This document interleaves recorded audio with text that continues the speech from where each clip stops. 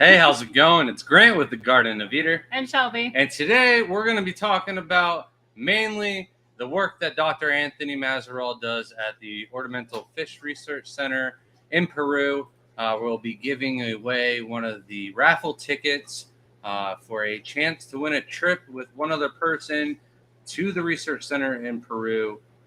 So you get $2,000 towards your airfare, and of course, the luxuries that Dr. Anthony has set up in the middle of the Amazon with AC and working water, and of course, some electric hookups and stuff like that aren't usually on certain trips that you take to the Amazon.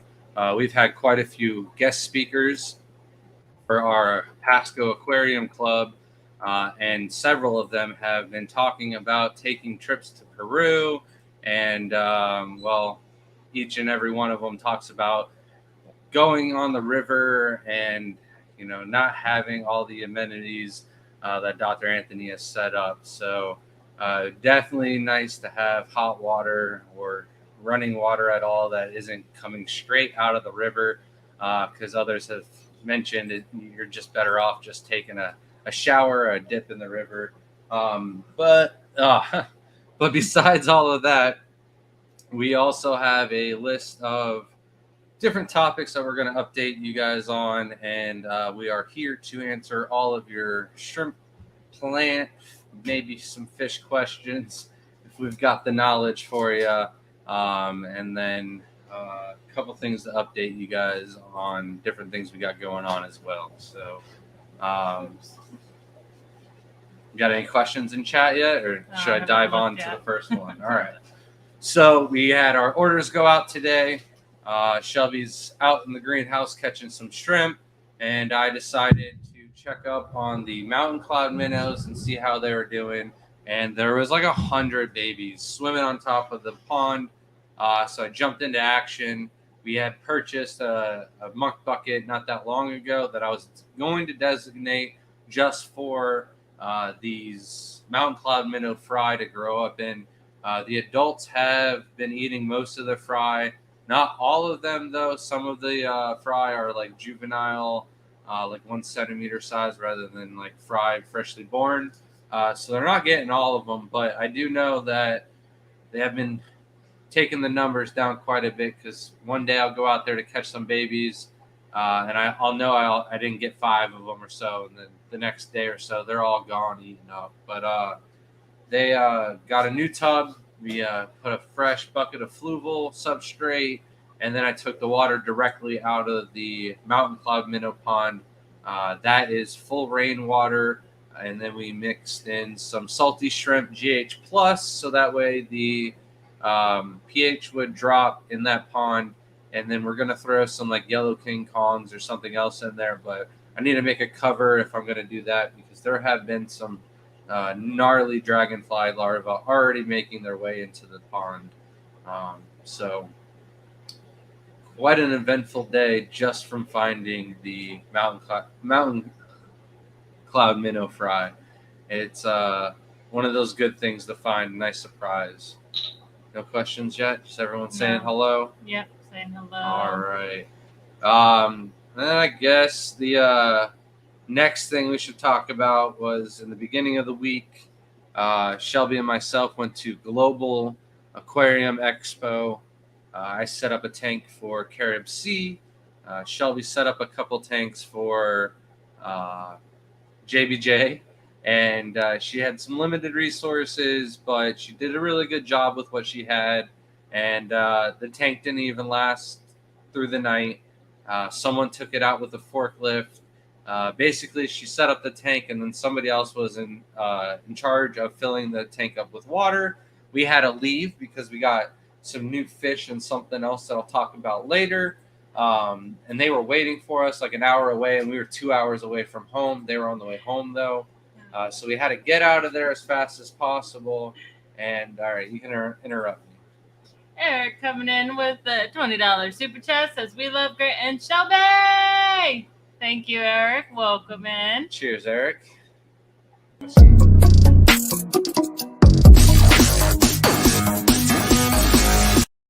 Nice of you to join us so early tonight. It's 25 minutes usually, or sooner than your usual time that you dip on in here, but glad to see you in here tonight. Is Dr. Anthony making fun of me? Everyone is. Oh, man. You didn't see all those comments I've been bringing up? No, I have not seen the comments that you've been bringing up. This is so Babyface Grant, Rob, Jamie said, who's that young man with you tonight? Jeff Kane said, I don't know if I can watch this week, Shelby. Can you email me when it grows back? And Frank asked, where's Grant? And I was going to introduce myself as T-Narg and then be like, yeah. And then Peplin was like, hello, Shelby, and whoever that kid is. Well, good one. Wait, Grant, let's finish up the global and then I'll talk about that. So Shelby's tank got filled up with water, and then someone on a forklift took the tank out. We've been doing shows since 2016. Before that, we've done a few Repticons, but never have we had a tank get taken out by a forklift. You always think about it because these guys are driving through the place like madmen, and it can put some fear, into your soul when you see these guys and they're honking the horns, and they just throw the forklifts around like they don't got a care in the world. Everything's insured, right? And they union pay. They're not worried about their jobs, so they're intimidating. Well, one took out Shelby's tank, and then so that's one tank down. And then at the end of the show, everybody's got to tear down. They put carpet down the entire floor, all over Global. You've got people that are running up that are ripping the tape up in between the carpet so nobody trips. You've got people ripping the carpet up and rolling it up. And then you got the guys on the forklifts going crazy still, right? So I've got a good cart loaded up because we're only allowed to take one trip out of there because we have buyer badges, because we didn't get the Carib Sea vendor badge like we should have, because we're like, no, we've got our own business this year. We're going to go as ourselves, right? So the buyer badge did not let us back into the expo. So we were trying to stack a cart as heavy as we could, a few tanks on it, a stand, a couple other things.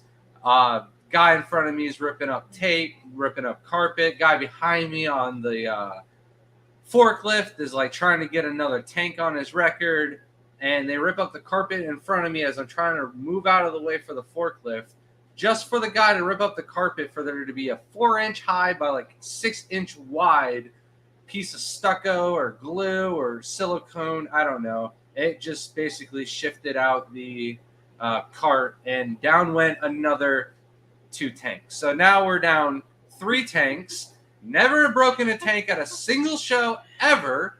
And then we go home, make it home. Thought we were going to bring home at least 1 tank unscathed. No, we did. We made 1 tank home, but there was 2 tanks in the car at that time. And somehow one of the other tanks got a crack in it as well. It's probably our fault because we were shoving as much stuff in it as we possibly could. Threw a bag of substrate. And I wasn't trying to make Shelby do half the trip and do too many trips out in the sun. A mile and a half away in 90-degree weather, and it was unpleasant to say the least. Next time we go to Uncle Julio's, and then we come back after the madness. We wouldn't be able to come back in. We just take the Uber, and we come back with vendor badges. Yeah. That's how we do it. Yeah. So, 4 tanks. No, 3 tanks. Yeah, 4 tanks. I'm sorry. 3 of mine, 1 of Shelby's, down the drain, basically. Shelby is going to save 1 of the tanks and turn it into. Because I got the neon tanks. I was responsible. It was my doing. I was driving. It was on me. So I was like, I could drive home as fast as I can now that my skate tank got destroyed, fell off of the cart, and the one guy on the forklift, I have a feeling, was the guy that took out Shelby's tank because of how he reacted, just to jump off he's like, I took a tank out, I'm gonna go save a tank. And I was like, dude, don't even bother. And he tried to lift it up, and he's like, oh my God, what's in this thing? And I'm like, a bunch of rocks and a bunch of sand. and I've got to go get a bucket to put it all in so I could throw away the glass. It was an adventure. There was a lot of cool dog and cat stuff there. Not a lot of aquatics there. The aquatic section there gets smaller and smaller every single year. On our TikTok, I did post the Lewistic snapping turtle, probably the coolest thing that we saw there. ZoomEd will also have a new product out in 2 weeks. I don't know if I can talk about that or not. And then the Fluval product, I'm sure I can talk about that. They were coming out with their own CO2 canister, only it's more like a homemade setup than it is going and refilling CO2 canisters. They give you a product. It's basically yeast. And what kind of yeast do they use, Shelby? Champagne. Champagne yeast. And then a mixture of different sugars and stuff like that to get maximum CO2 output. They got a regulator, and it's all like foolproof. While it was pressurized, you couldn't take it off or anything like that, or take it apart, I should say. You can take it off. You can't take it apart. But it seemed like a nice product, and then you don't have the risk of the CO2 canister. You got something to say, Shelby? You talk a lot. All right, I'm sorry. You don't even like breathe, so I could like talk it all. Who needs to breathe? Like a good 5 minutes of you just nonstop. Coral asked, did they pay y'all for it or anything? That's insane. So it's not our booth. Shelby set up the booth for them. So I'm sure JBJ has insurance, and then they made a claim through WAPA, which is the World I don't know, Pet Association or whatever it's called. And then I don't know. That's not our deal though. JBJ took care of us regardless. And then Vibes coming in here with a $1.99 super chat said, Shelby, who's your date? Does Grant know? I know. I told him, I was like, you're embarrassing me. And he's like, why? I'm like, you make me look older now. It's not true. Because he looks like he's 17 or 16. I'm like, it's ridiculous how much a beard will change his age. I can't do that, okay? Maybe growing one, I'd be extra old. And then Frank said one of his UFC fighters must have lost, and Grant got really upset. No, I think everybody is doing all right. I can't think of anything wrong in the UFC world. I was all right with Leon Edwards winning because now maybe Masvidal has a shot if he beats Gilbert Burns. So okay, it's good. Life is good right now. Craig said, Shelby, they took your tank out because it was the best. I was saying because it was so awful. I told Grant, I was like, I'm pretty sure that you paid someone on a forklift to take the tank out to not embarrass our name. It was pretty awful. It was not bad.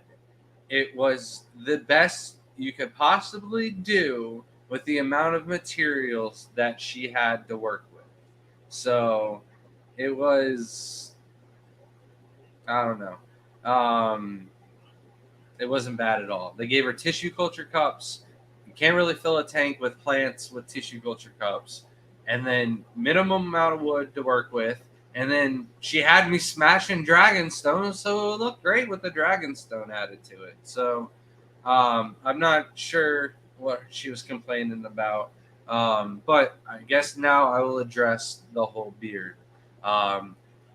Many of you who are being shocked and in awe of what's going on have not watched our video that we just recently posted today.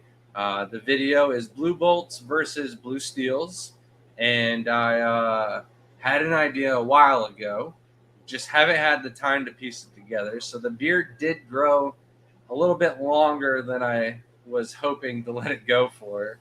It gets quite hot early on in the year in Florida, so I couldn't deal with that for much longer anyways. But the idea, do I got to pause? Yeah, you got to pause. I'm sorry. Thank you so much, fishfam.link. Donated 5 memberships. I cannot see them on here, but I see that. Thank you, Jamie A, for using your mile chat. What is it? I don't know what it's called. Member chat for saying Fish Fam donated 5 memberships. Thank you so much. Once I figure that out real quick. I see it here. I only see Richard got it. It's so strange that it doesn't show up here. But thank you so much for that. I will use this. This one. Yeah.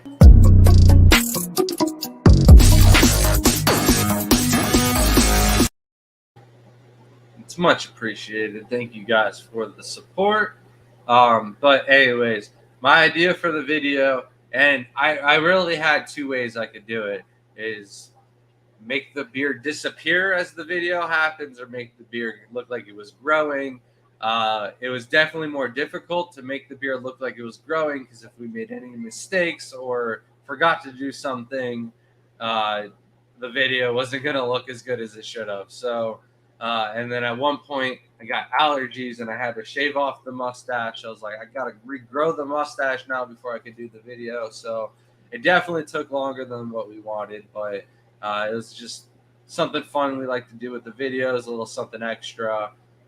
We do have quite a few things going on, but we're trying to like dedicate one day a week so that way we can start pumping out regular content once again.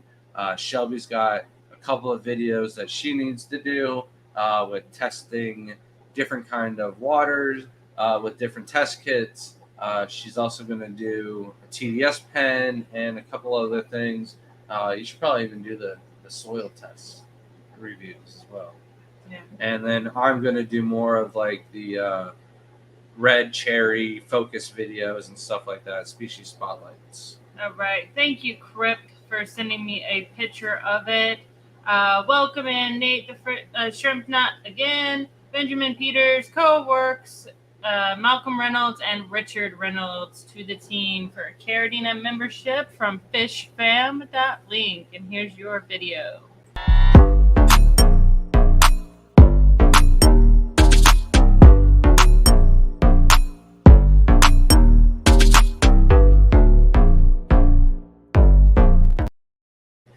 All right, then. So real quick before we bring up our special guest, unless you're busy, just let me know and I won't bring you up. But we're trying to give away a little bit later on. So the membership stickers, or the memberships come with a sticker. It's a holographic one of. The only way to get our stickers are the memberships. And then they come with a 10% off discount code to our website, tgobshrimp.com. Up to date right now with all of the membership stickers. So you either have your membership sticker already or you got an email today saying that it is on the way. So if you don't have one of those two things, email us your username and address to thegardenofeater@gmail.com, and we will make sure that you get that as well. Or if you're in a rush and you're trying to make an order, you don't really care about the sticker, email us. I can send you the code, and then we'll include that sticker with your order as well. And then, oh man, who just posted? Used their super chat. What? Who just used their super chat membership chat?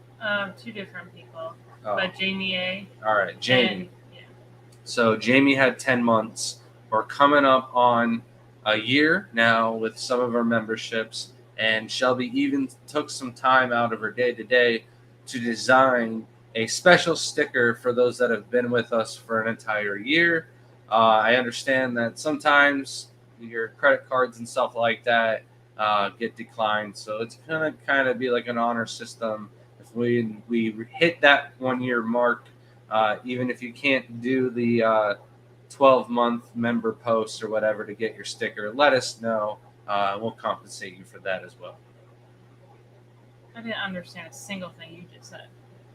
Sometimes your credit card ends your subscription, so you don't have proof that it's the 12-month subs. Oh. So even if it's been broken, you don't have to go the full year to prove it.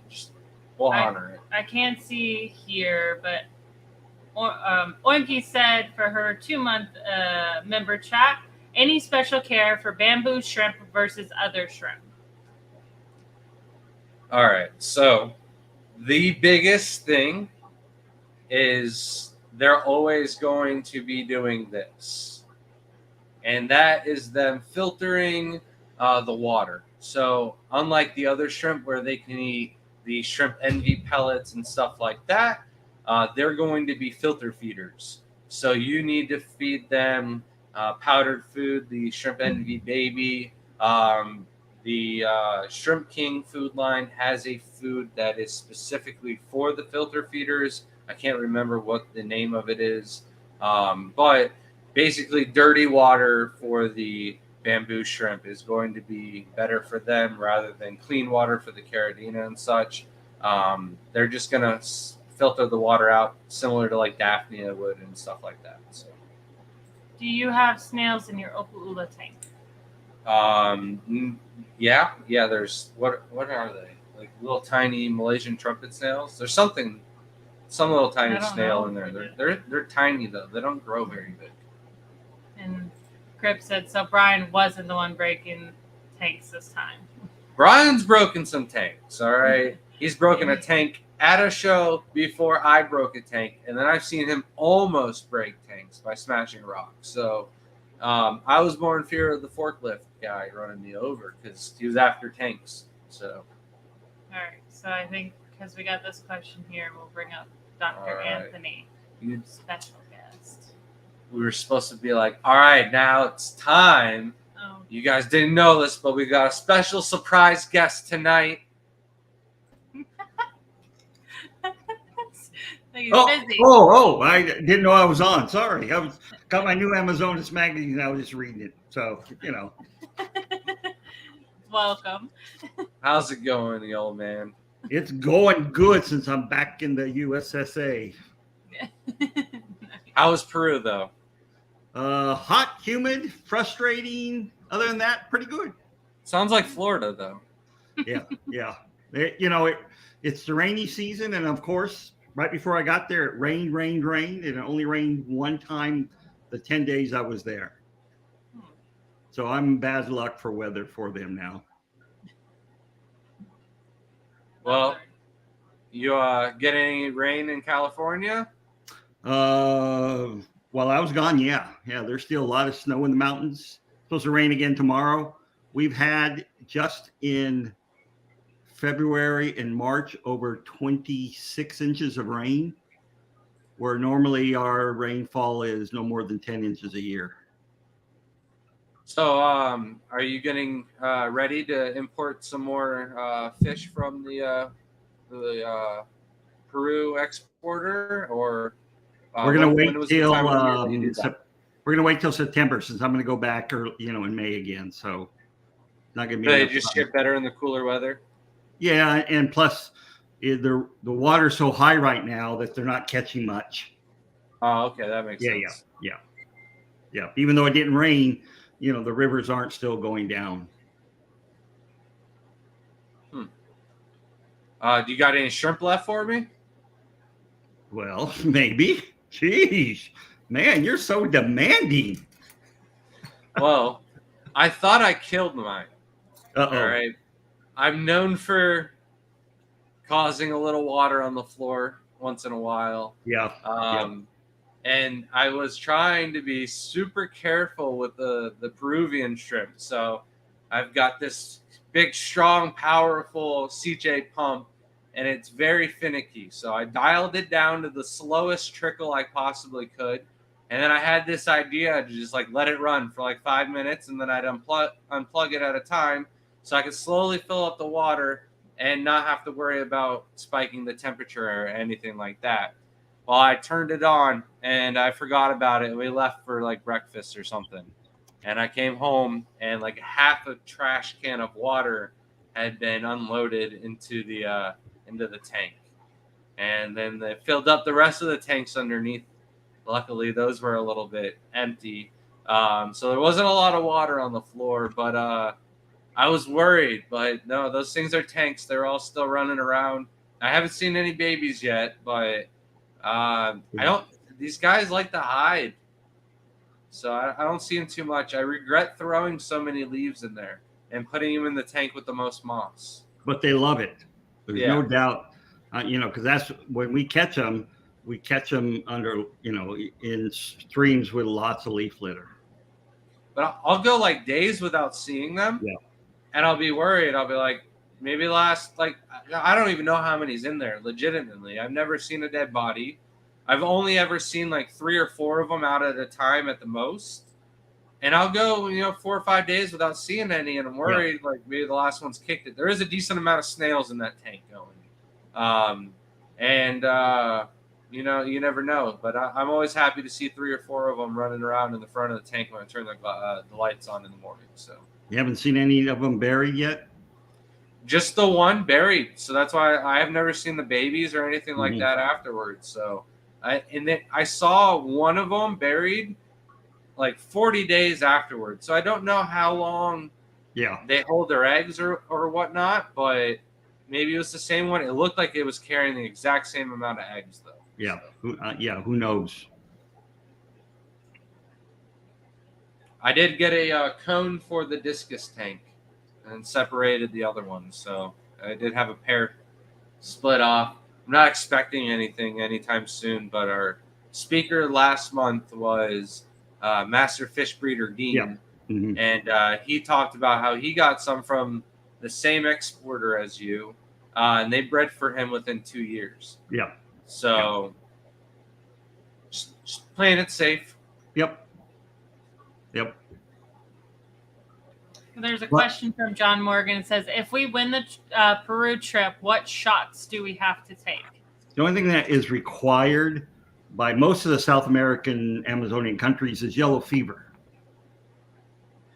That's the only thing required. Everything else, it's really up to you if you want to take those shots, get those shots. I'm an idiot. I totally thought, my mind went straight to the rum maker. And I'm thinking you're going to have to take 4 different shots of this if you go there. I'm an idiot. There is a shot that is required called, the alcohol that you have at your house. Yeah, so that's one of the questions I had for you tonight. When Dean came to the house, he talked about how they went to some guy's property, and he had a couple ponds, and he had a bunch of like large the Victorian lilies. But he was also known as the rum maker. Is that the same guy where you got this? No, it's different. Different, yeah. But do you know of the guy that I'm referring to? With the but this is from a local bar. They make their own as well. Oh, okay. So it's very common. I mean, you can along the streets there'll be people selling crushed cane juice. So sugar cane is very common there. So it's something that a lot of people do. Well, you got anything else for us, Shelby? No, just questions for us. Oh, all right. You're gonna have to take the back seat for a second. That's fine. All right. I'll go to my wife and make sure I didn't steer you guys wrong on what you need. Okay. Chorus, do you all have one of those test tube magnetic stirrers yet? They're like $30 on Amazon or BRS and really help with the API test kit. It's called Smart Stir Aqua or something. We were talking about that just today.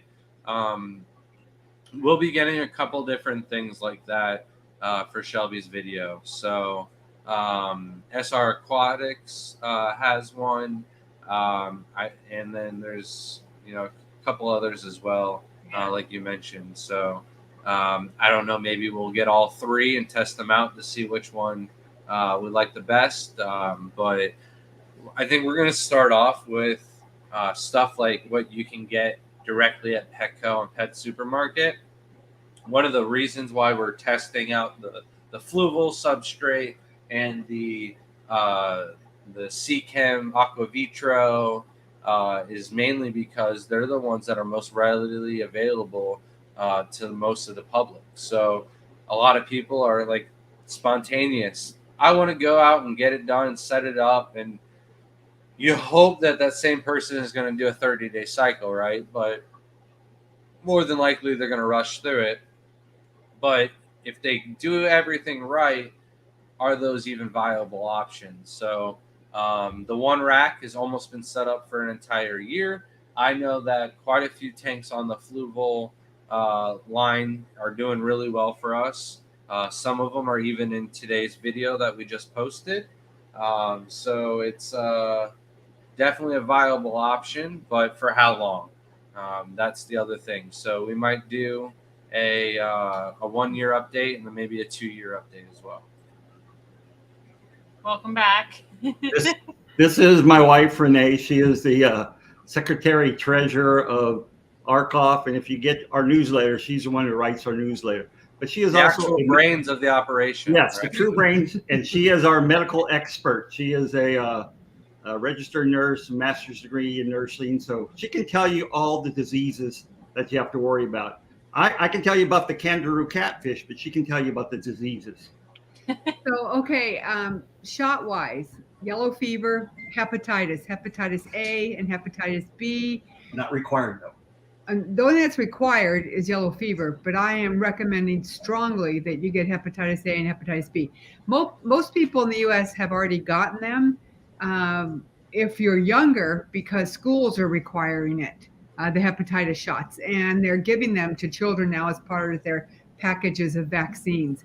But you don't. Hepatitis A is easily transmitted through fruits and vegetables and that type of thing.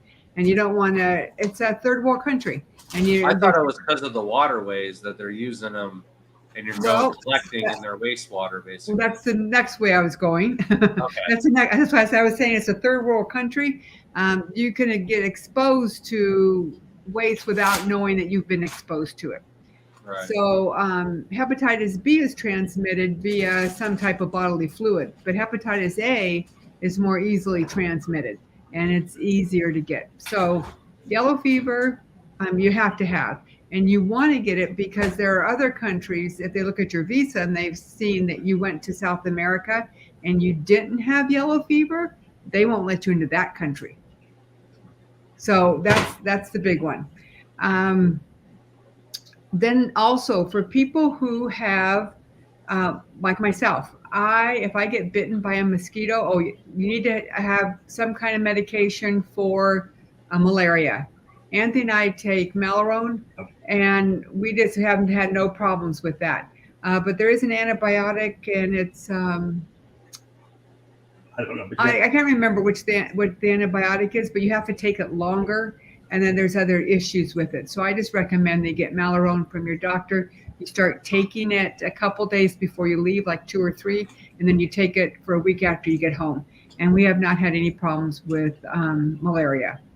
But if you are one of those people that has a big reaction to mosquito bites or anything like that, then you want to think about that. And I recommend you get this stuff called Ultrathon.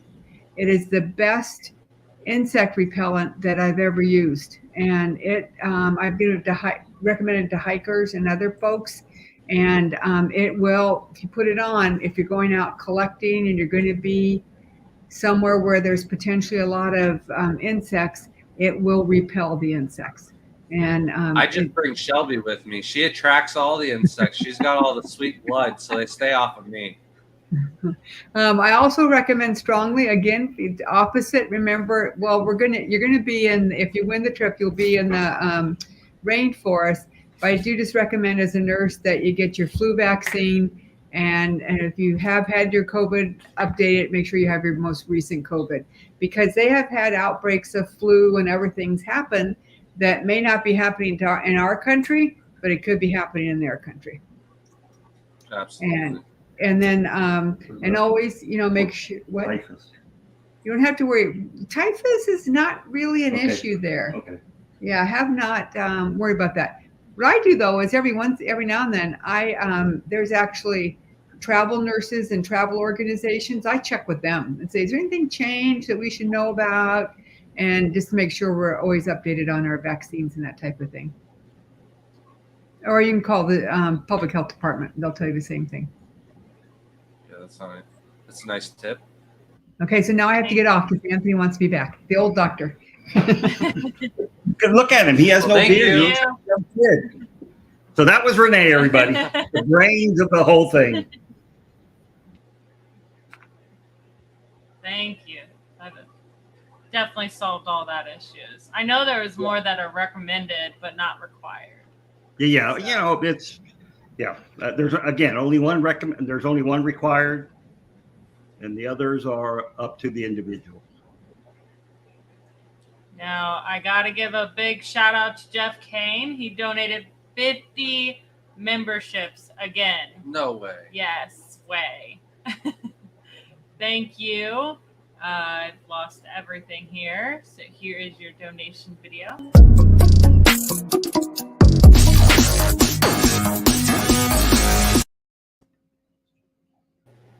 And I cannot say all of those people. That will be crazy. But welcome, everyone. And like we said earlier, make sure you email us at thegardenofeater@gmail.com for those membership stickers and for your membership-only discount. And welcome, everyone, to the Caradina. The only thing I see is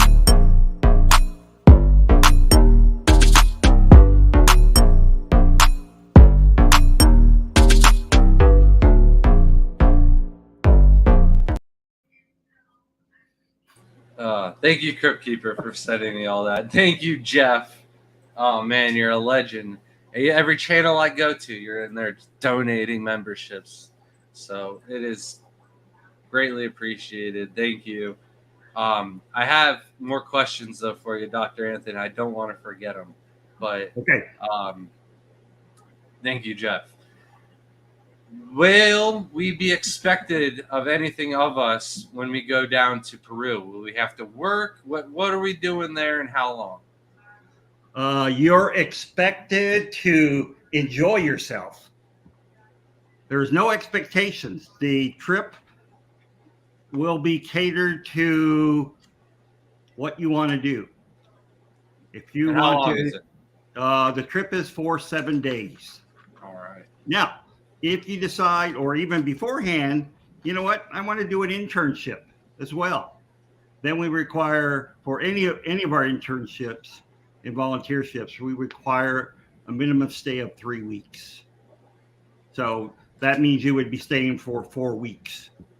So Now, with the internship, is it 3 weeks of just working at the research center, or will I have a day off that I could go do some collecting or anything like that? Day off? What do you? Jeez, what do you want?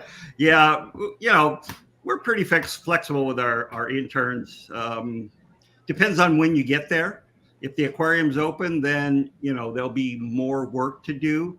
Part of that work sometimes does involve collecting fish. Sometimes that work involves, helping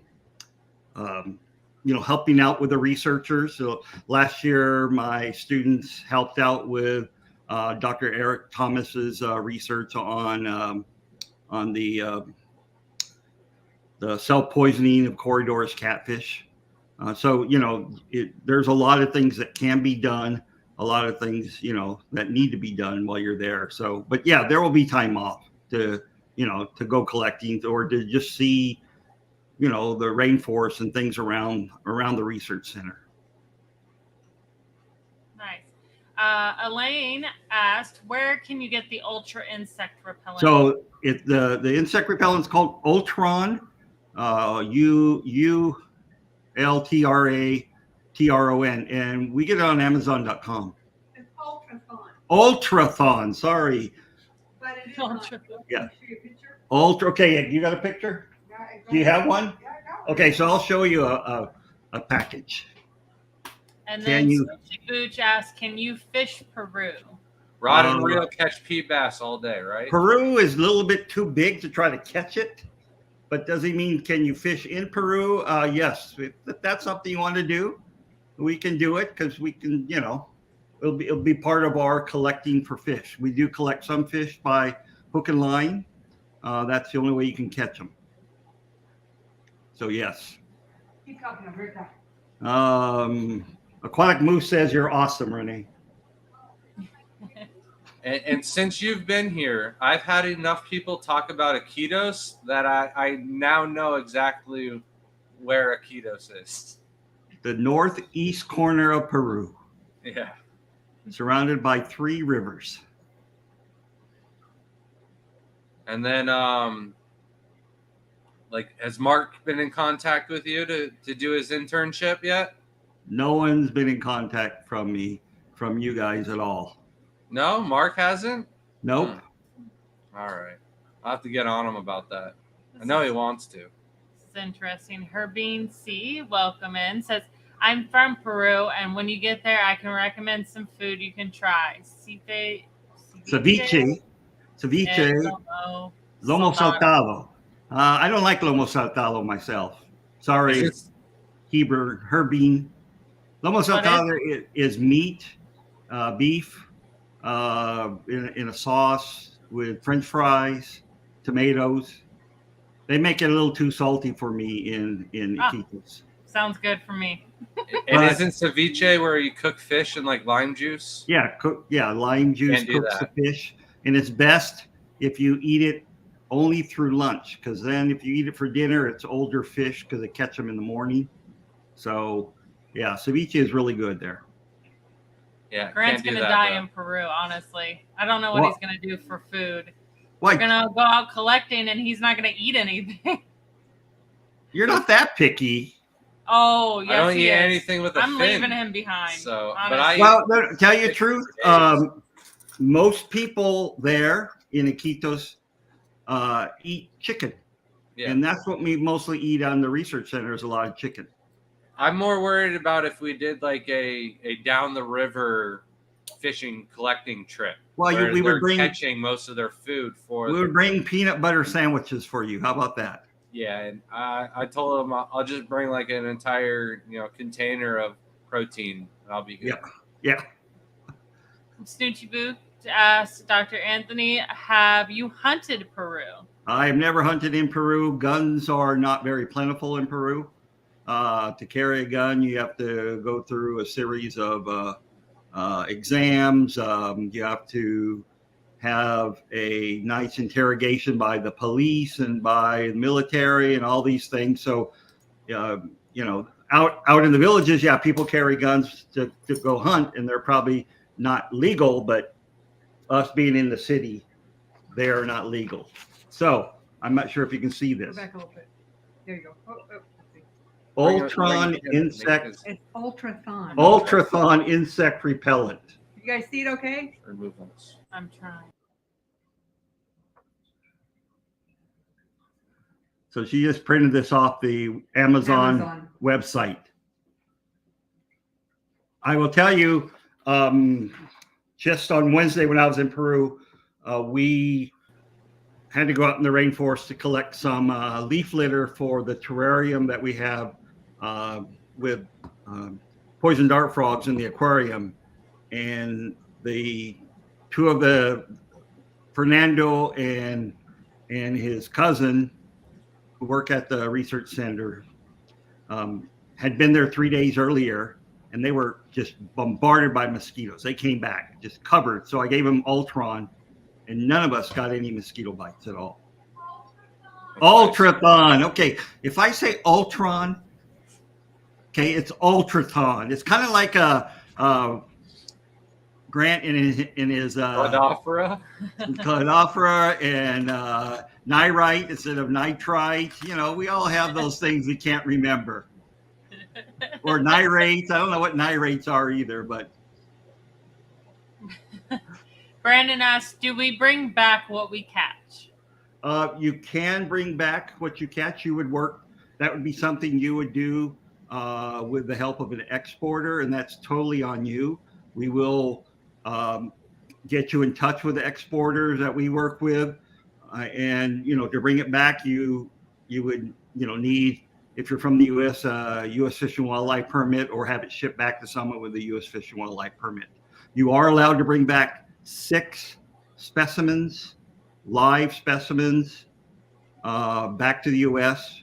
via U.S. Fish and Wildlife that you just declare. Anything more than 6, you have to have an import permit. So Cosmin asks, Dr. Anthony, you mentioned a potential fish import in fall. If that's for sale, is there any chance for some Moema and Apholibes? Those are 2 killifish species. Actually, as I mentioned earlier, we're not going to do an import shipment this spring, but I did bring back with me some one pair of Moema, because that's all we could find because the river's so high, and I believe 2 pairs of Aphlolebius. So, I do have some killifish that I did bring back. Those are really the only fish I brought back with me were the killifish. Nice. Perfect. We're caught up on questions. All right. Earlier we were talking about Corys. We had our speaker Eric Bodrock. When you ship your Corys, do you spook them so that way they get rid of the toxins before they go into shipping? No, I don't think the exporters do that, and that's something I've talked to them about. And what I've done instead is normally when they ship Corys, they ship them all in one bag. So when they ship with me, I have them ship in 4 separate bags. So, at least if one of them goes off, you don't lose the whole bunch.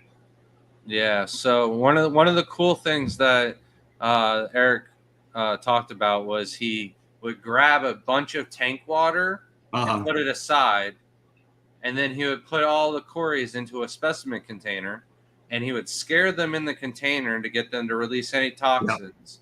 And then he would net them out of that container and put them into the water that he collected before he even started catching the fish. Yeah. Because even if you're collecting the fish and getting the water out of the tank after that, the toxins are in that water as well. So that just increases your chances of having the ultimate amount of clean water through shipping. But I was wondering if that's something we could pass on to the they're one of the problems with the exporters is they have their standard methods of shipping, and they do not like to change. One of the things that they do there is they do double bag their fish, but both bags are wrapped and tied together. Instead of having one bag tied, then put the second bag in like you get, I brought in fish from Southeast Asia, and that's how they do it. But they don't want to do it that way. And a lot of the bigger fish, the bags are collapsed because it just, the rubber bands, and they use these little tiny rubber bands, little thin rubber bands. They just don't have a great seal on it when you have 2, 4 milliliter bags wrapped together. How are those rubber bands treating you that I sent you? They're great. Yeah. I send you enough? I think so. Yes. Half of them are in Peru right now. So yeah, glad to hear that. Yeah. All right. Well, African Orchid dude has a question. Since Shelby's not there, you're missing everything. And he says, have you found woodcats like the Paraguay honeycomb catfish? Yeah, there is one site that we collect the little jaguar honeycomb cat. So it's called bomberos by the Peruvian local. All right, and then Aaron's Water Buddies asked, does biofilm eventually turn green? So basically what happens is if the biofilm isn't eaten, it can grow a layer of algae over it. So the biofilm itself isn't actually turning green. You're just seeing a layer of biofilm growing. And then what can happen is the biofilm can grow over the algae as well. So it's not a bad thing, but eventually the shrimp should pick at that or whatever else you have in the tank, or the bio load from the wood or something like that will be reduced after it gets soaked in eventually. All right. So next thing on my topic for tonight is the shrimp for space. Have you heard about our mission to send shrimp to space, Dr. Anthony? Yes, I have. I've been watching you for a while, so yes. So we were contacted again last week about setting up another endeavor with the Polish rocket builders to send up some shrimp. I have a massive colony of shrimp breeding in my hot tub right now. They're huge. I'm talking over an inch. I don't know why I'm handing you that. I'm sorry. Took over the spot. I was just giving you something to fill it with. I don't know. But I also, while I was checking out on the shrimp, found a bunch of baby koi fish. So I've got to figure out when I should pull the koi fish out of the hot tub and put them into the pool so that way they don't get eaten by the bigger koi fish, but make sure that they're not big enough that they're going to start eating the shrimp that I'm trying to save and send off the space. So playing a fine line. I'll have some extras just in case the koi fish get to them, but I also found a apple snail that survived through our winter in the hot tub. So I was happy to see that, but really excited to send some shrimp up the space. Richard asked Dr. Anthony what parameters were the red pencil fish caught in. No one knows. Only the collectors and the locals have gone into where the full red pencilfish are caught. More than likely, from in talking to the fishermen that we know that have collected there, that have brought some to the research center, pH is probably going to be around 5 because it's all dark water there, all black water, and probably again, I work in microsiemens. I don't work in KH or GH.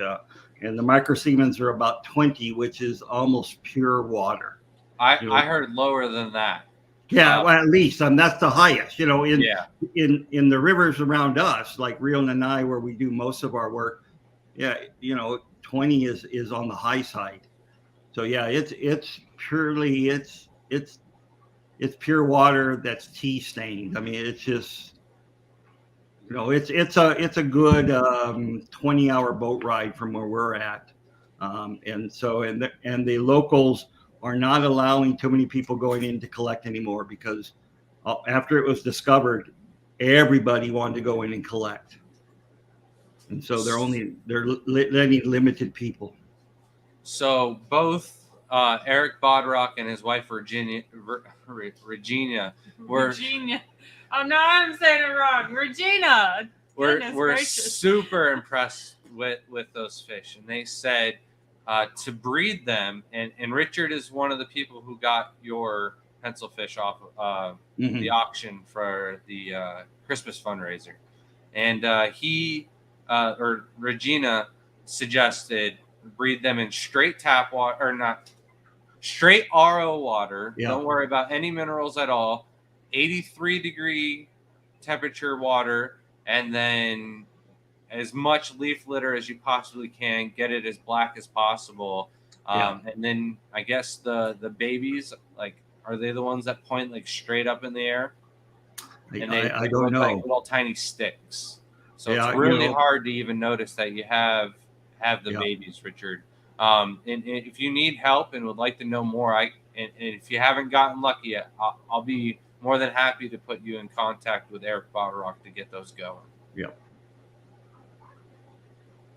I have mine in the tank with a lot of myrophyllum too, just in case they need, plant roots or something to lay their eggs on too, to scatter their eggs on. And thank you, Cook Keeper, for sharing Dr. Anthony's link. That's to our website, but not to the Network for Good, which is posted in your comments. Yep. Elaine said, does catching cories in a net cause them to release toxins in your aquarium and kill your fish? Unless you're chasing them around for an hour, half hour. I mean, for Dr. Thomas to have them release their toxins in the lab, he really shakes the bag really, really vigorously, and that will cause them to release. So I think chasing them around in a tank, unless you're, you just can't catch them. And then they get, very, I don't want to say excited, but,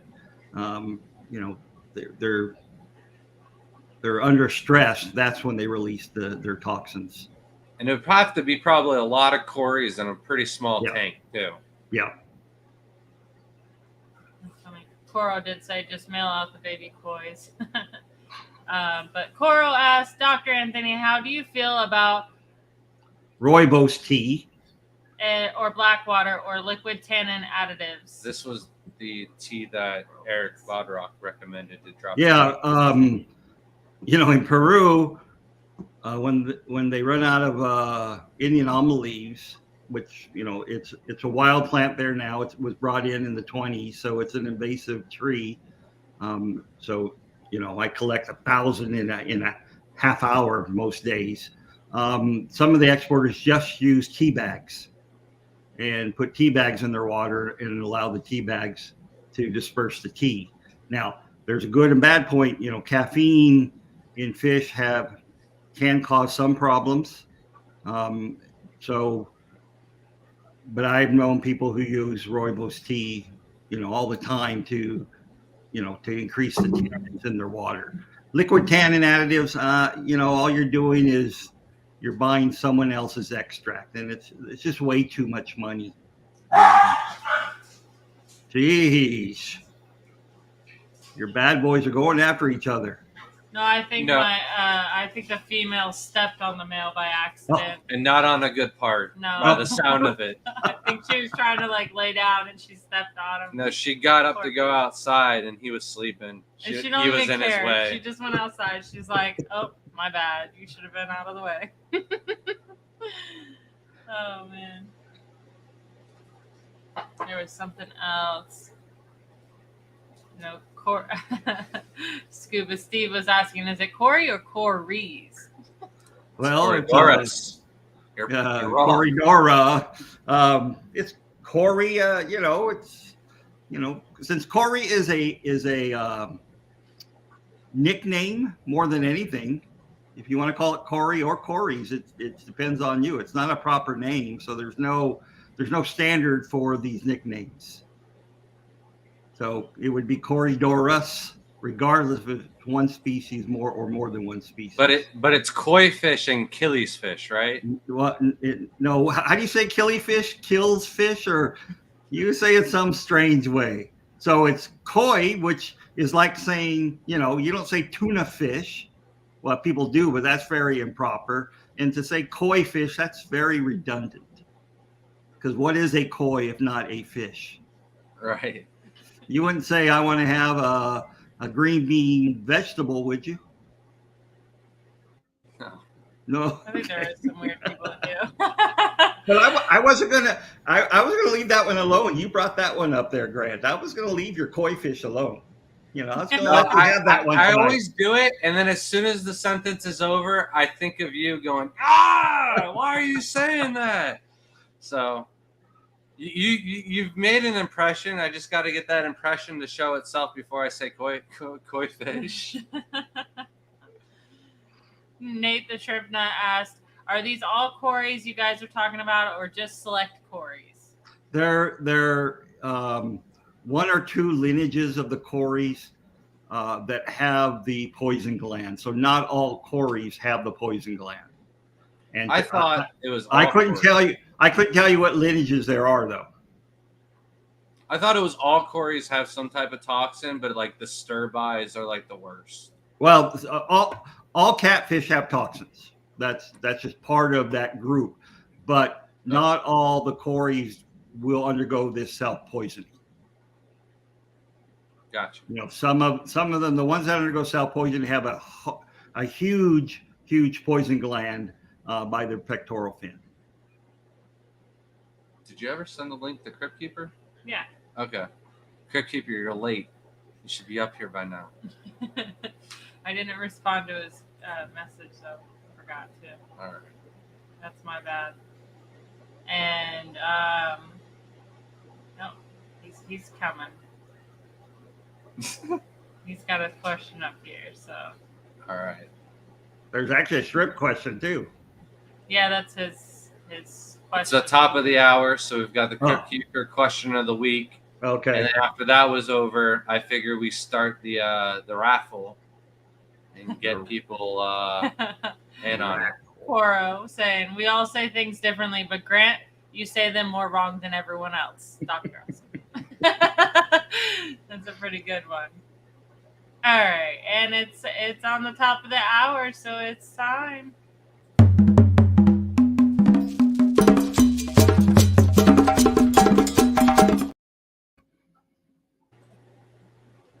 Hey, how's it going? Laggy about our internet. How's it going, Crypt Keeper? Ignore her. I'm sorry. And I will. And you two have met before, right, Dr. Anthony? Never. Actually, I know who he is because of your stream, but no. When would we have met? I mean,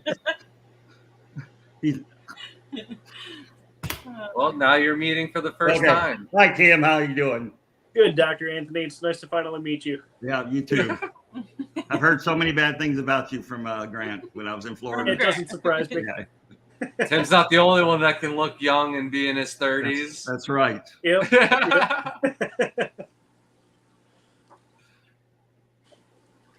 On you, Shelby. This is usually the time you. Yeah, no. Crypt reads his own question. I'm sorry. Oh, okay. On you, Tim. So my Blue Bolt Blue Steel mix crossed with the Orange Eye Red Tiger Blue Body. They've finally given me some offspring. The crossbreed project I've been working on. And they're throwing a few different things. I sent you guys a video in a private chat. I don't know if you guys were able to upload that or not. Yes. Oh, I already forgot about that. Okay. Sorry. I'm zoning out over here, too. That's even worse. I'm so sorry. But while you look for that, I was just hoping you guys could kind of help me determine what my next step would be to get them over to my end goal. So what was your end goal, real quick, for those that don't know? In Orange Eye Crazy Blue. So basically, you have to have two things, and you have two different recessives. And how many tanks do you have for this project? Uno. He said one in Spanish. And it's the tank that they're. And it's the one tank that they're currently in, correct? You have no extra culling tank or anything like that? But you do have a cull tank that you can remove everything, mixed. Right? All right. Yeah, the only cull tank I've got is mixed right now. So I would do two things. One is I would leave in a female, or wait, what did you start off the colony with? A male Orange Eye or a male Steel? So when I started just mixed both colonies together. No, when I started the colony off, I took a Blue Bolt or Blue Steel, whatever it happened to be. I took a female of that and moved it up to the Orange Eye tank, let her get buried up, and then while she was still buried, I dropped her back into her tank. And then I also moved two male Orange Eye down into that tank and took all of the male blues out. All right. So I would take out the I honestly wouldn't take out either of them because the female will help introduce more genes. You just can't, you won't know if you have F2s or F1s breeding back to the parents. You know what I'm talking about? Okay. But they could both be beneficial to adding in the Orange Eye gene on the next, or the Orange Eyes would be beneficial to add in the Orange Eye gene for the next generation. But the Blue Steel female, she would be able to add in the double pigment. So you're really probably going to wait another generation or two until you see something really cool. So you need to either wait for a double pigment or a tie bee and then try to cross that with the Orange Eyes and get your F2s or F1s from that cross and breed out those. And then you occult everything else. Okay. Or you get an Orange Eye and then you try to breed those back to the original Blue Bolt, or you just crossbreed those until you get the blue, the white, and you select a breed. But either one is good to work off of. You know what I'm saying? They're both going to be the hardest thing to get. Okay. On your trim. So all right. Probably didn't help you out with that at all, huh? A little bit, yeah. It's not really. If you had like another tank to work with, it'd be worth dropping the parents off in one tank and then adding in, one of the other. You add the female blue bolt into one tank, then add some F1 offspring, you know what I mean, and go two different directions. It's kind of hard with just one tank. You can't do that. So, Okay. but you don't want to go down the middle of the road. Then you'll avoid both of the recessive genes. Gotcha. So it's better to pick one or the other. So you might as well just breed until you have one show and then focus on that one. Okay.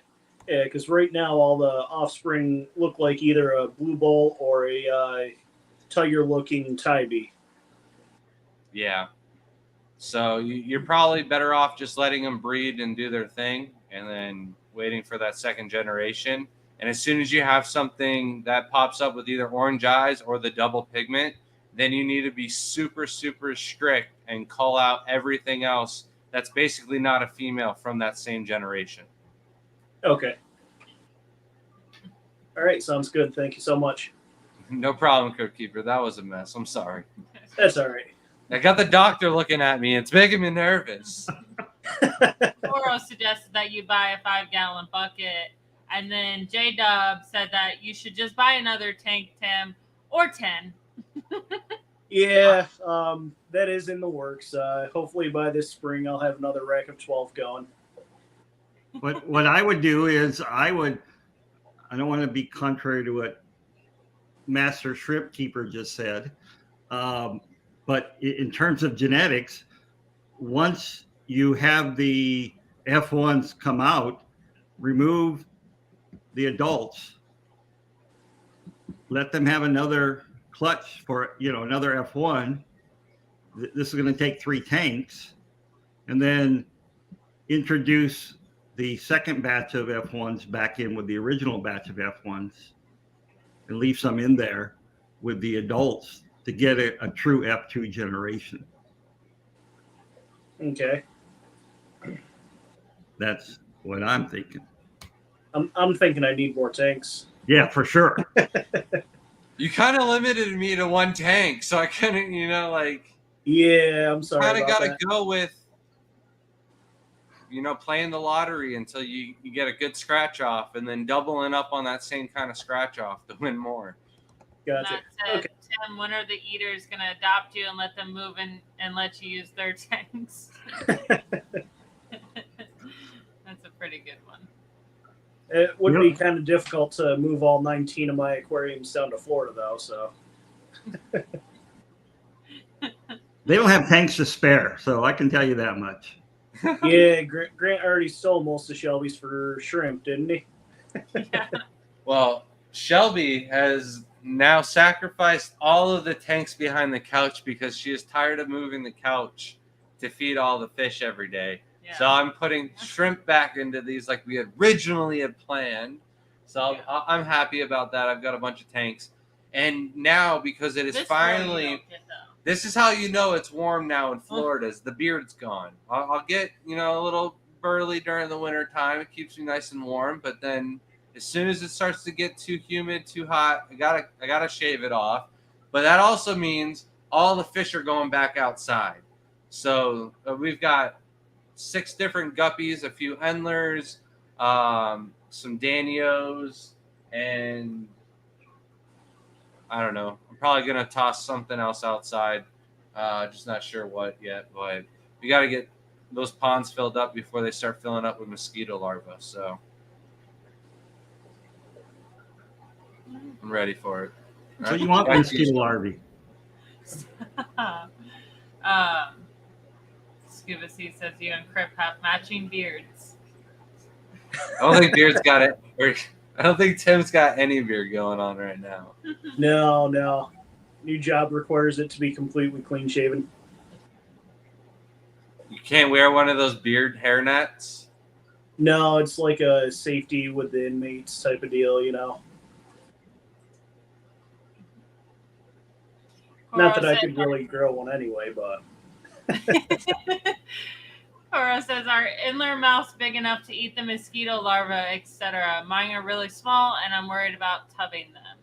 So they will eat them when they're like fresh and first laid and hatch, or however the mosquito larva works. But they can get big and massive, and at that point, they're not really going to be a good food source for them. But a good colony of endlers can absolutely keep the mosquito population down if you don't start with a population already.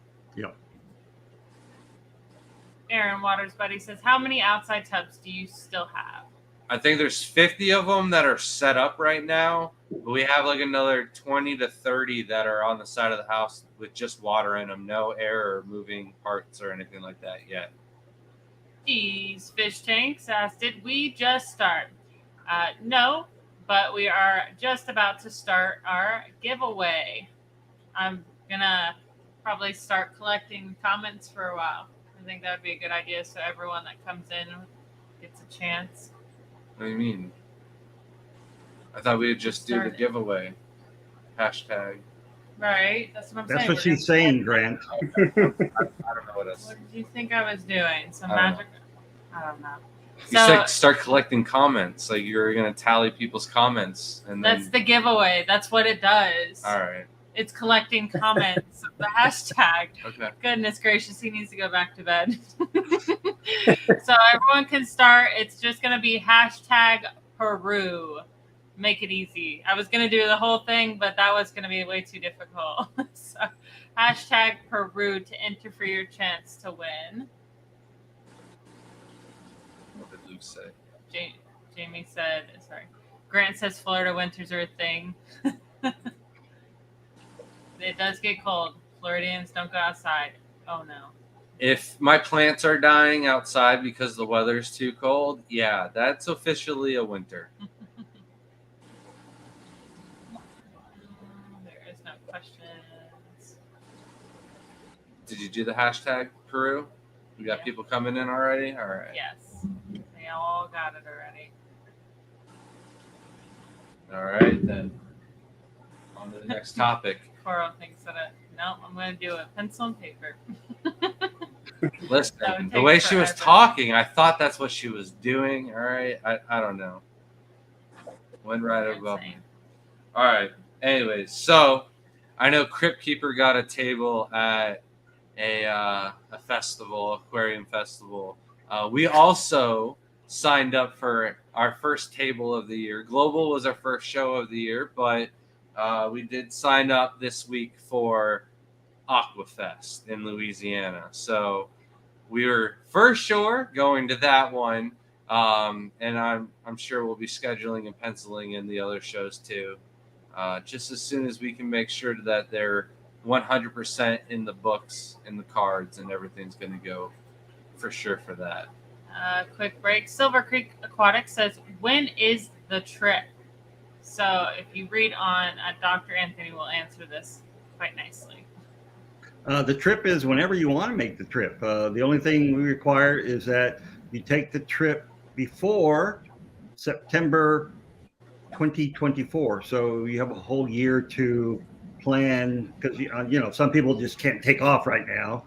They need 6 months in advance to put in vacation time and things of that sort. So,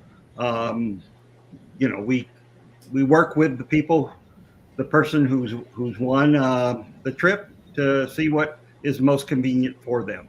The best time to go to collect fish and to look at things in the water tends to be in the dry season. Right now I can't tell you when that's going to be. Normally it's June, July, August, September, but last year it was still high water. There are places to collect, outside of the big rivers. There's lots of streams and creeks that we collect that still very viable. And so, it's just whenever the person can take the time. If you want to collect or be there while I am there during from June through August. But there's other people there all year round. If you don't, if you can't go during that time. And this is Nathan says, can we play and donate the trip to someone else?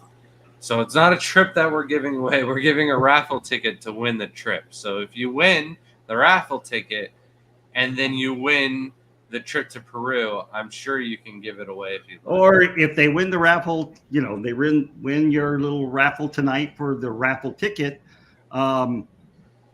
They can always say in chat, put it in the name of this person. Yeah.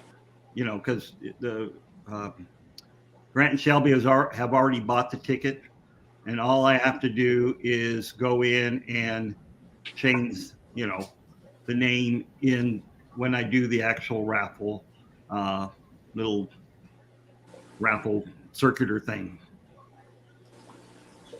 And John said, where can we donate? You can donate if you go to that same page for the raffle. There is a donate button on the raffle itself, on the sign up sheet for the raffle. And you can go to our website. There is a donate button on our website. So, Crypt Keeper, if you win, who are you going with? Probably my sister.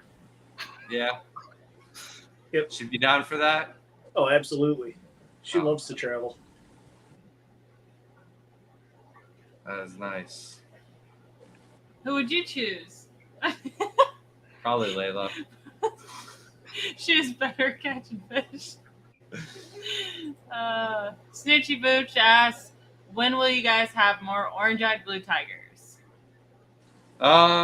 Those are gonna be a little while because I have some pre-orders already for those. So if there's something that you have to have, I would suggest putting in a pre-order for them. They're $10 each for mixed grade. I do have 20 of them that I need to ship out before they ever make it to the website. So it is probably like 2 months away from me shipping out a new pre-order that's placed today. Stephen P. said, looking forward to y'all at Aquafest. And Matt dropped the link to Aquafest. Yes, we are super excited. I've been wanting to go to Louisiana since forever. I definitely want to try some gumbo. So someone's got to find the best place for me to find some gumbo. And then Luke asked if we were coming to Sacramento in June. It's a possibility just because we might be flying to Hawaii during that time, and I might stop in Sacramento on the layover. I don't know. It's a possibility still, or on the way back. My parents want to take the lad over in Hawaii for the summer, and he's only 11, so I can't just stick him on a plane and tell him to get there. Not until next year. That's when I did it, was when I was 12. All by myself. 4-hour layaway. I'm sure you've heard why I don't like Cinnabon anymore. But, yeah, Jaden needs to be taught how to sail, pass it down. It's a tradition of ours. So, yeah, he's got to make the trip. And I don't know the logistics of everything, but we might be in Sacramento in June. For the festival, I don't know, though. Another question. J-Dub said, between the cold and hurricanes, lots of outdoor fish and shrimp lost in Florida this year. For sure, it was definitely a terrible winter this year, and it just kept happening. I also learned that there is an insurance for Florida fish farmers. So if the cold weather or a hurricane or anything like that wipes out your stock, you can get paid and compensated up to like 70% or more for your loss. So I don't feel so bad for them now. No, I'm just kidding. It's definitely a lot of work to try and come back from, because they're losing breeders and all that stuff too. So they're just getting paid for basically wholesale prices, or if that, So it's definitely been a disastrous year. I was so surprised that I even had an apple snail survived in the hot tub. If you're just joining us, there's quite a bit of people that did join in. #Peru for the giveaway. Rob Bloomfield said, you guys coming to Fishtoberfest this year? We have not thought about it yet. I don't think that one's I knew we were missing something on the calendar, but maybe I'd put it on there. Yeah. Anakin, don't shoot me. Welcome in a couple people. That's the only thing we've got for October, so we're good. We're good. Yes, so this is for a raffle ticket for it. The raffle tickets are $50 each.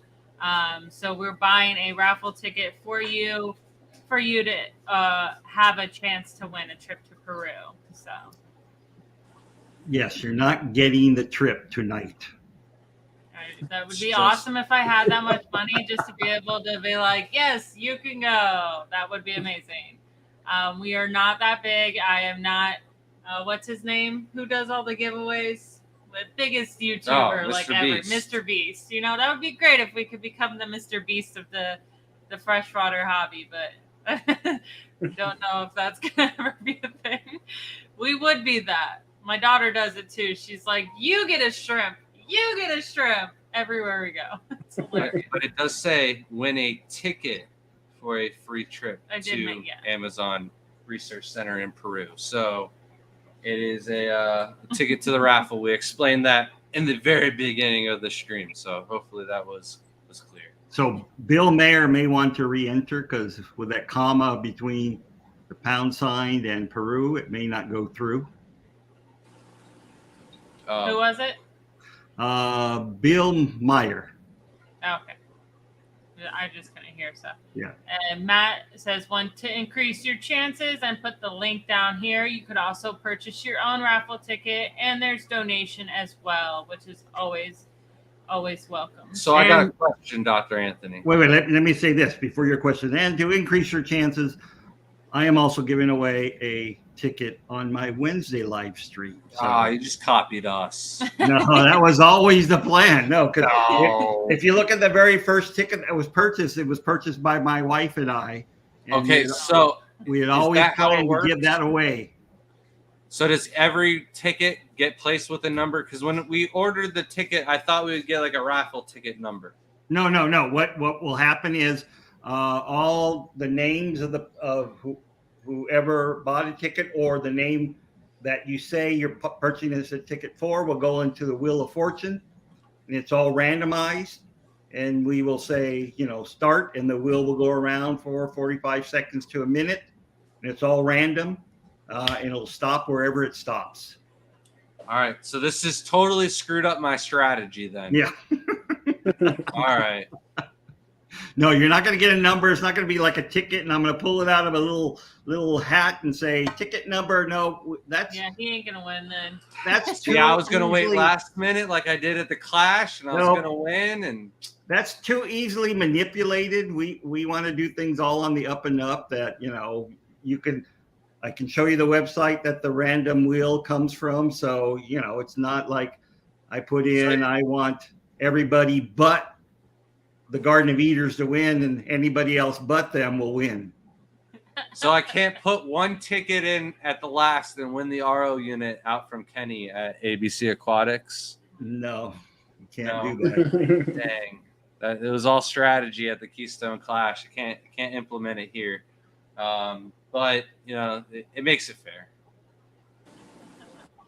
Brenton did ask, do you have green jades and blue velvets? I don't have the blue velvets. It is a painful process. I'm trying to make them from scratch. I don't want to have to deal with somebody's dirty, tainted, imported shrimp line or something like that. I've been on the hunt for a blue velvet line from a legitimate homebred source in the States. If anybody has that's watching, send me an email. But the green jades, I'm probably okay that if somebody watching the stream were to email us at thegardenofeater@gmail.com and told me how many you wanted for $5 a piece, I could select some green jades. They're not going to be the dark ones. If you haven't seen the video that's already been posted, green jades versus green emeralds, the green jades are going to come out every single shade of green you can imagine. So I do have the 2 tanks have moved into the garage, and they're producing quite a lot of numbers right now. So I can let them go for the viewers tonight's stream. Cora said, I don't even know who I'd bring. I should bring my fiance, but also she's not going to want to rough it and deal with real bugs. Though she might break up with me if I don't bring her. So here's my advice. there's no roughing it. I mean, you're going to be living in a dormitory with your own bathroom. Some people are a little bit more fancy than Hot others. and cold running water. We have laundry facilities. We have a big kitchen facility. We baby the people at the research center. Once you're in the water, that's your own problem. Get bit And there's by hot bugs. water, right? What was You got that? hot water. Yes, we have a propane hot water heater. That was the only thing I wasn't sure on. I didn't know if you had a hot water. Yeah, source, we have but hot yeah. water. We have cold water. We have bottled water to drink. We have, it's. Your tap water isn't good enough to drink for us Americans. Well, I don't drink it. It's well water. The water tends to have a little bit of iron, so it's not bacteria laden or anything. We just, when I cook, I have no problems cooking with it. That's what we wash with. That's what we do the dishes with. So it's not like it's bad water. Just that, some people like to drink bottled water. So we have, the 5-gallon bottled water that we buy for $1 for a bottle. Michelle said she would make me some gumbo. You a real one. Well, we'll be in Dallas in like a month or two. Sorry. I'm trying to read at the same time. I'm not reading fast enough. I think you're a little bit behind here, Herbie. The apple snail is a warrior. You might not be live. You might be watching back, which obviously he wouldn't be watching this comment. Oh.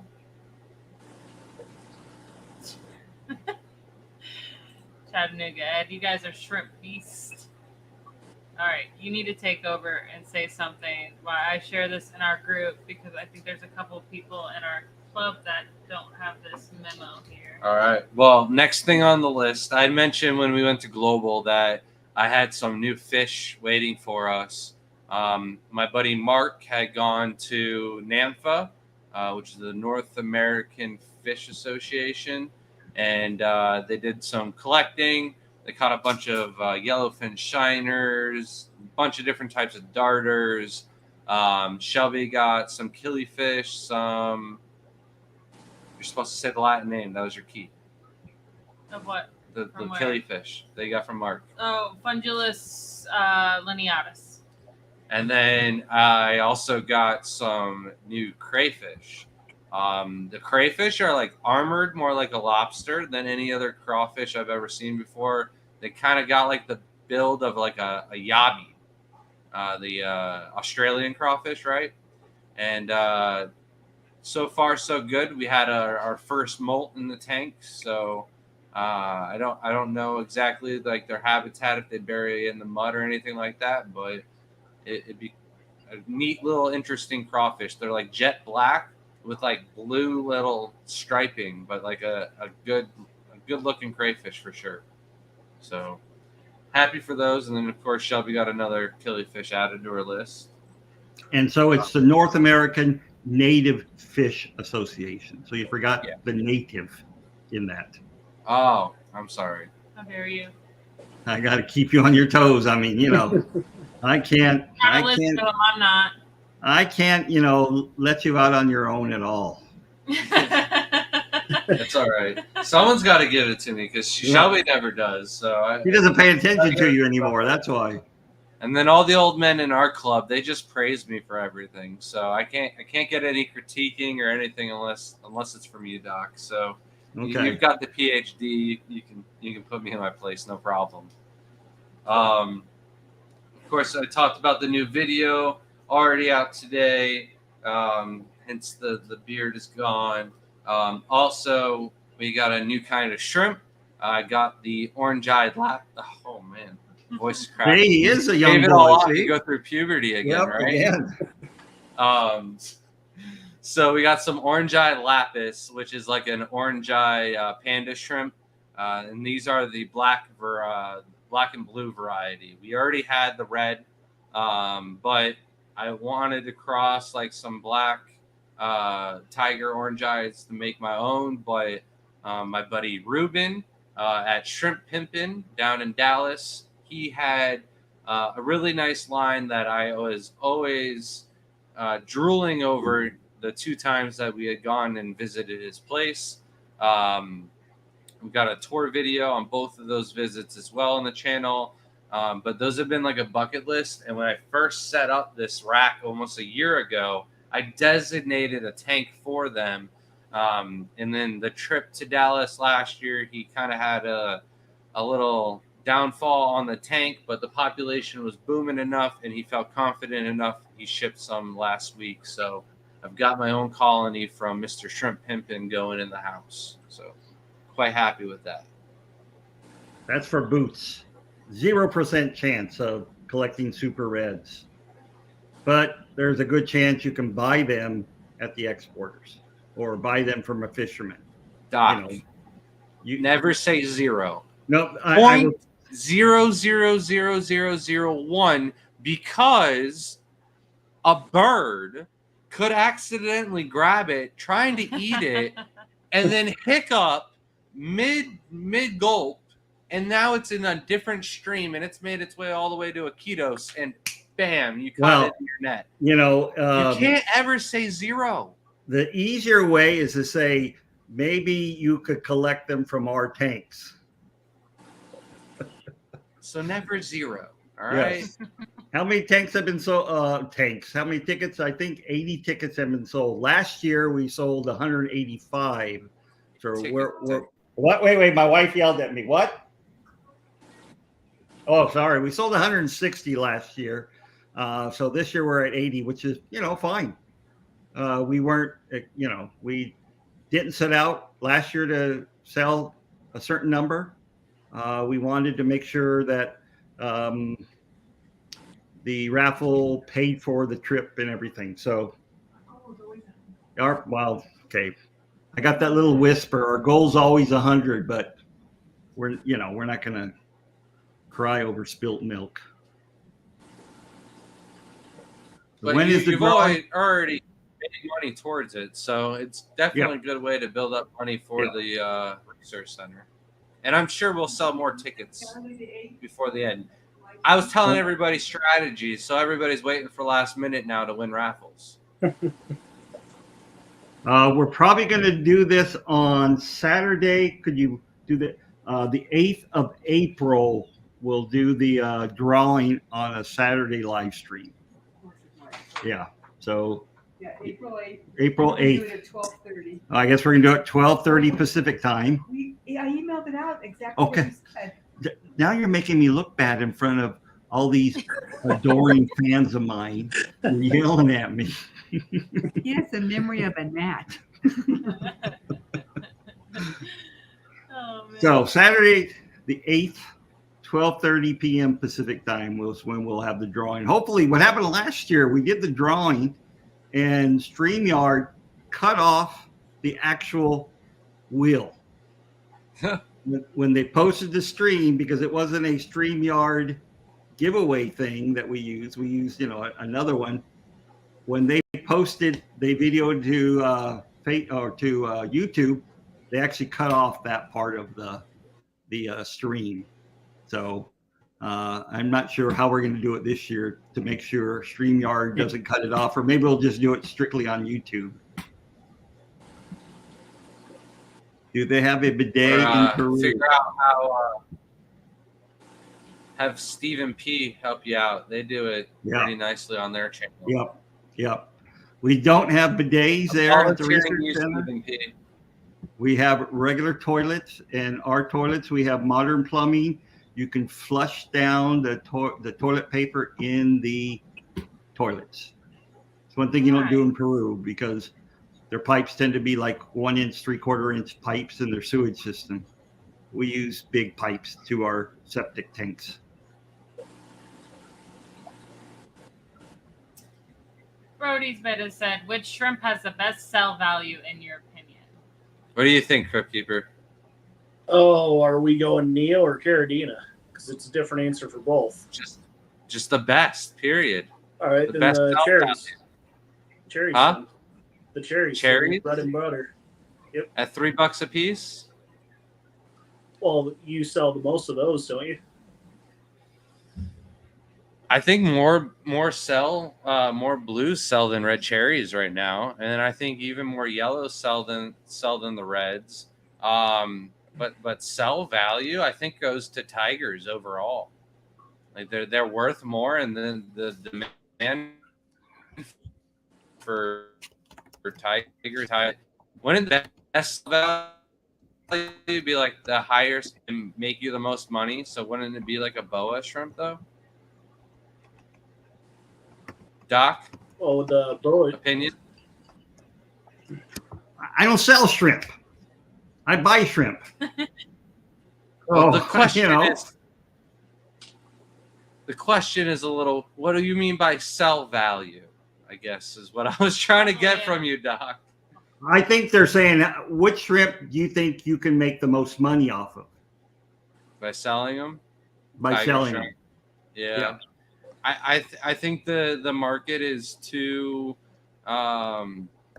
flooded with neo shrimp. You know what I mean? So the market for tiger shrimp is always going to be out there. They're easy to sell, and I don't think we've ever had an overabundance of any of the tiger shrimp. So Sibley asks, how long is the trip, and what would we want / have to budget for? The trip will be for 7 days.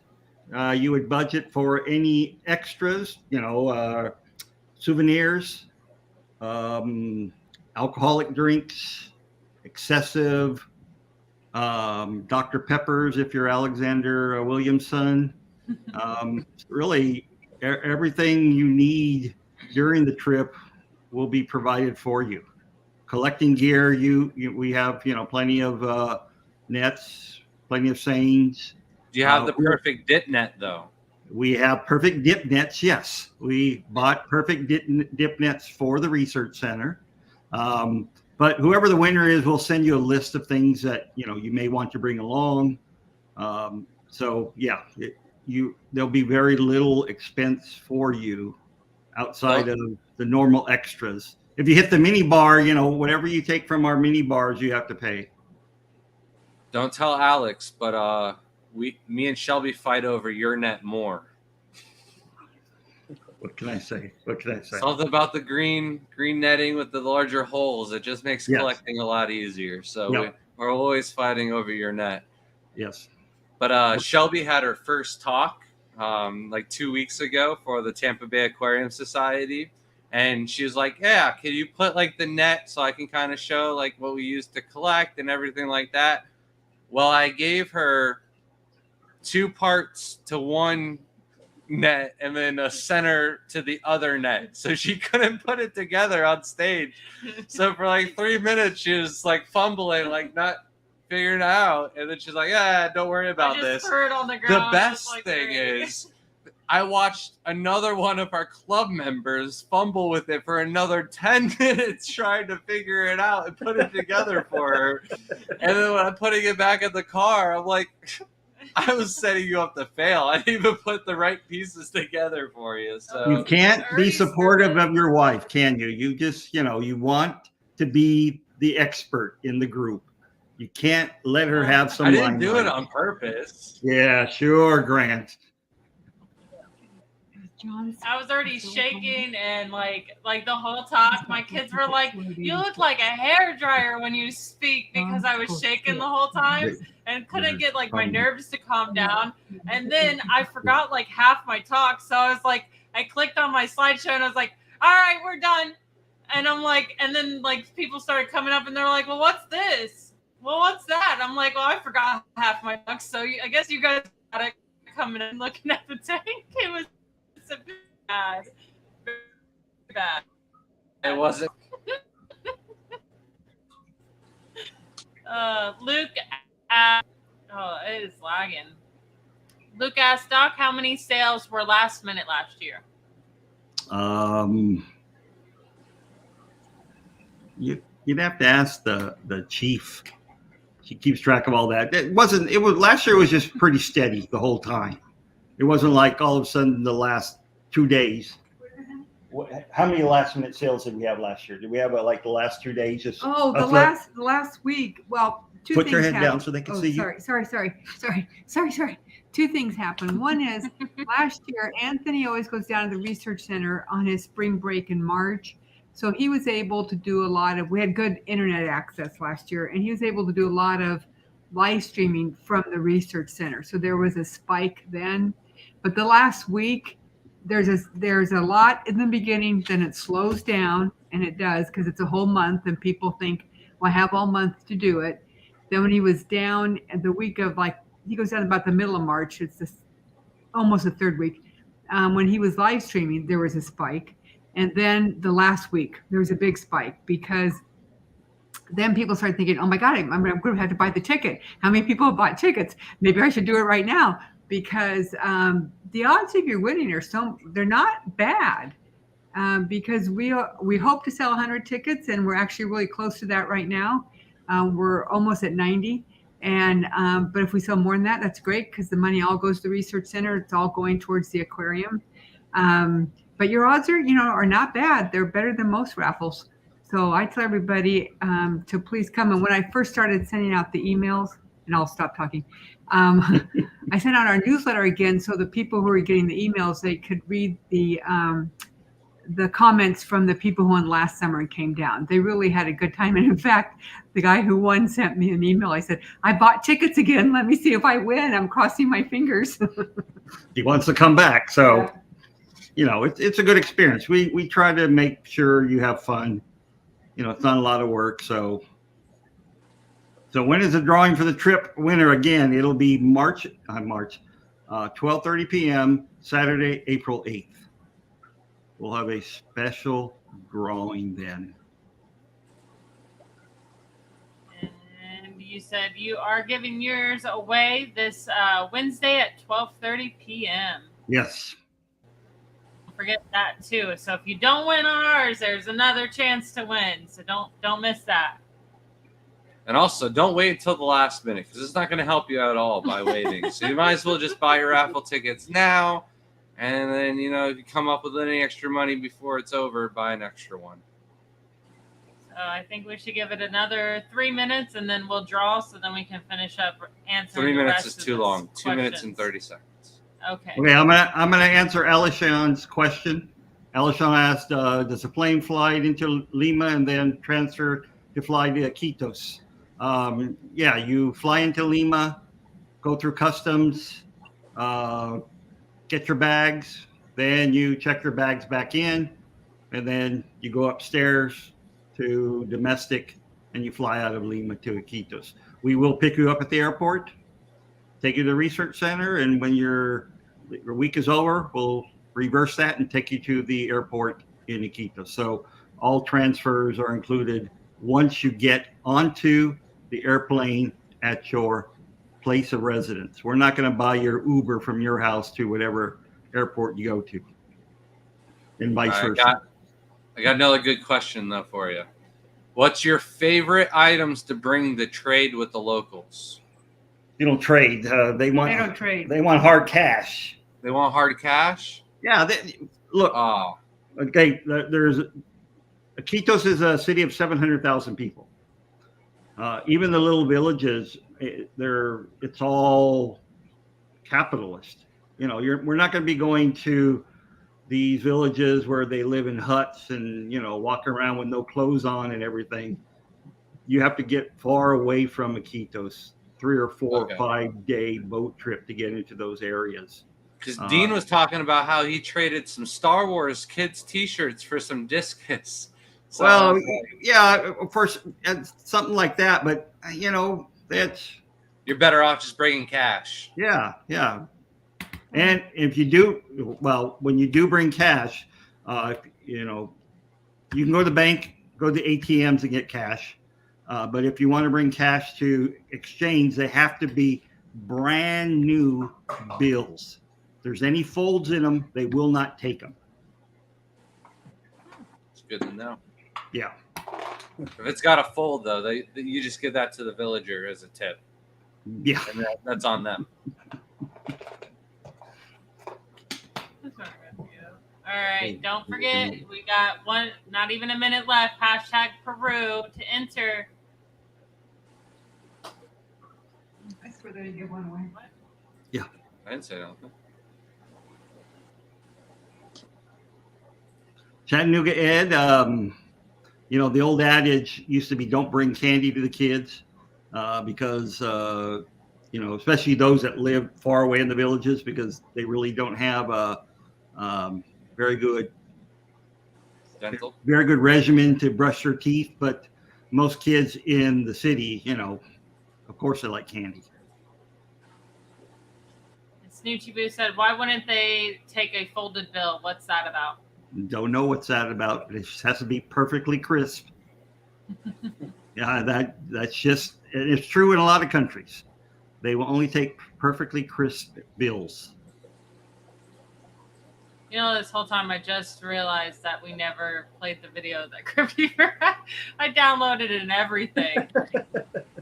I'm like just now looking at it. I as remember go to watching share it. the I thought you screen. were playing it while people were watching it. How is this looking on StreamYard? Is this working? Let's see. Before Crown right. Tail, just put hashtag Peru. That'll get you in. Yeah. Do a different one. Do it sideways, like this way. This way? Yeah. There we go. That's better. Hashtag Peru. I'll wait for Crown Tails. I'm good for something. There's two people that came in. Hashtag Peru real quick. All right. And we're ready. Let's do it. 75 entries. Oh, I didn't enter. Still forgot the music. Too slow. Oh, Daniel Velez. All right, congrats. Woo-hoo. And Now, hello, Stephanie. I didn't see you come in. Email us. Email us at thegardenofeater@gmail.com and we'll get all the information to you on that. And we'll figure out what we have to do. You don't have to do if anything. We figured that out. I got it. I just okay. Dr. Anthony's going to handle it all from here. Yeah, I'm putting his name in. And if Daniel as we wins, we'll have speak. the contact. Yeah. So just as long as I want Daniel Daniel to win. That would be so cool if he won through our channel. Yeah, Daniel, if you would Was that Dr. email Clark? us, just so we have your email address, so we can, you know, notify you everything. So just email us at amaze@amazonresearchcenter.org or amazonresearchcenter@gmail.com. Either one is fine. Make sure you put, this is Daniel Velez. Well, I guess you don't have to do that since that's your real name, unless that's a screen name. Some people use, you know, kind of, you know, like Skipper. Who is Skipper's Aquarium? Like Steven. I know who your real name is. Stephen P., you know. Dee Dee's Fin Dins. Freaky Fish Lady. You know, so as long as we know who you are, you know, we don't have to know who you are per se, but just as long as we have your email address. Well, I only got one other thing to talk about on my list written down tonight, and that is, and Crip already knows, we did some collecting back when the Bod Rocks were here in February, and we first found some aquatic isopods in a little brackish creek that, depending on the tide, it is either flowing backwards or forwards, and never really tested the salinity there, but we brought home probably 12 of them, threw them into a tank with just some white sand and a single piece of lime rock stone. And it has been like completely empty. Your one Peruvian ghost shrimp has been in that tank. It took out a larger Machiobranchus that Mark had given me that he collected down in South Florida. And it was bullying it as soon as I put it in the tank. That those little shrimp from Peru got some guts to them, I'll tell you what. And so I didn't know if he was taking out the isopods or what the deal was. But the other day I saw one of the isopods in the corner, got him out with the net, looking good. So I imagine there's going to be probably more either buried down in the substrate or like in a little tiny nook and cranny in the rock. Since I've collected them, we've done like 2 water changes, at least 50% with just straight tap water. So they got to be able to live at least in straight tap. So we'll see if they breed and get going. I'm pretty sure I got to take that Peruvian ghost shrimp out of there. I think he'll eat anything dead or alive at this point. Yep. I get them little claws. Will they really eat like smaller fish and stuff and whatever? They're mostly detritivores. I don't think they'll catch them, but yeah, they will devour most things on the bottom. I don't know. It seemed like he was just picking on this shrimp from day one, and then like 2 days later, the larger shrimp was dead, and all the other shrimp in the other tank next to it were fine. This one was buried, so I figured put it with the one, harmless Peruvian ghost shrimp. It should be fine, but I don't know. Maybe it wasn't the culprit. Maybe it was just stressed out from being pregnant. But so you got anything else to report for the raffle tickets? Since it's no longer a giveaway on our channel, but they're still available through Dr. Anthony. Plenty available. Yep. Buy many, buy often. Kind of like how you vote in Louisiana. When I lived in Louisiana, they always said, vote early and vote often. Yeah. So, are you going to be offering any more shrimp for sale? I probably will be. Yes. Probably will be in the fall. Just because right now, since I'll be spending, end of May to end of August in Peru, at this time I start to reduce the number of fish and things that I have here at home. Then I build it back up in the fall. So and it also allows me to, collect things in Peru in the summertime too. So that's a long-winded, probably. Now that you have the aquarium set up, are the tanks all running and in working order, or are we still waiting for new tanks? Why you bring that bad stuff up? No, we're waiting until the end. No, the tanks are in transit from China right now. They left on March 18th, I believe, even though they were supposed to leave by February 25th.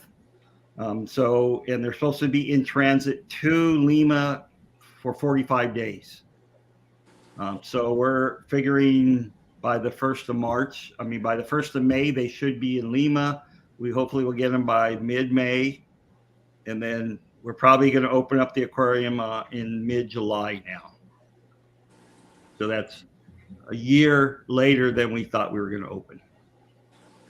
Are you still going to have the arch tank when you walk in the mid? Yeah, the arch tank is, it's all, right now we know we're going to have at least 12,000 neons because that's what we have right now, 12,000 neons. So we're going to be collecting some, some other fish or buying some from the fishermen to, try to do top water fish, neon set and be mid water, and then put some bottom water fish in there. So yeah, that's there. Nice. That one didn't need to be redone and bought. It was good.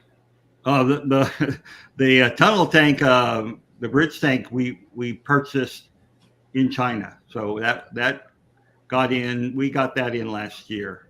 Oh, okay. So yeah. It was just the tanks that you had done in house. Just the tanks that I had built, that we had built ourselves. The big ones, the small ones are fine, but I guess the pressure of the pressure of the water and when you're 4 feet by 4 feet by 4 feet square, there's a lot of pressure there. Yeah, absolutely. It just wouldn't hold, even though, like I said, my big tank behind me has been set up for 20 years and we built it the same way. So you just never know. Is that your discus tank behind you? No, that's used to be a discus tank. Now it's a domestic angel tank. I'm trying to figure out what to do with it. Were you able to bring those orange angelfish back to Peru? Yeah, and they're actually breeding for Carlos right now. He has 2 pair that are breeding. Oh, that's awesome. Yeah. So he's very happy with that.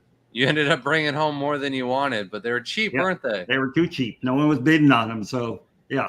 That has definitely changed since Dean has done his talk He mentioned how his whole fish room currency is angelfish, and he was talking about the price that he wholesales them for up in Washington, and I was like, man, you're not going to get that or anywhere near that in our clubs, because like bags of like 8 good sized angelfish go from anywhere from $5 to $25. Just depends on how many bags are brought in the auction and how late in the auction you stay for. So I think the price is going to go up because more people will start breeding angelfish in the hopes of using it as currency in the hobby, like Dean had mentioned. Well, but he breeds those really high orange koi, lots of orange on his koi. So I thought Dean, was it kois? I know he breeds koi. I mean, I maybe he's breeding some more, but when I visited his fish room a couple of years ago, pre-COVID, he was breeding. Kois were what he was primarily doing at that time in terms of angelfish. I can't remember what. I think the Filipino blues are what he's working on, and then another strain. And he said he was only doing 2, but I thought it was something like the blacks, because it'll throw the silvers and other things like that, so you get several different kinds. So I don't know if he's still doing the kois. Yeah, could be. But we do have a question from Night Owl. Oh, there it is right there. Do you ever catch anything you don't really see here in the U.S.? Some of the smaller cichlids. It just depends on where in the U.S. When I go speak in clubs, that's one of the things I like to do. Is I like to go out and look at the fish stores, see what they sell, because each part of the U.S. has a different variety of fish that people like. But there are several cichlids, small cichlids. Some of the symbrachid eels, the swamp eels you catch. Lots of different types of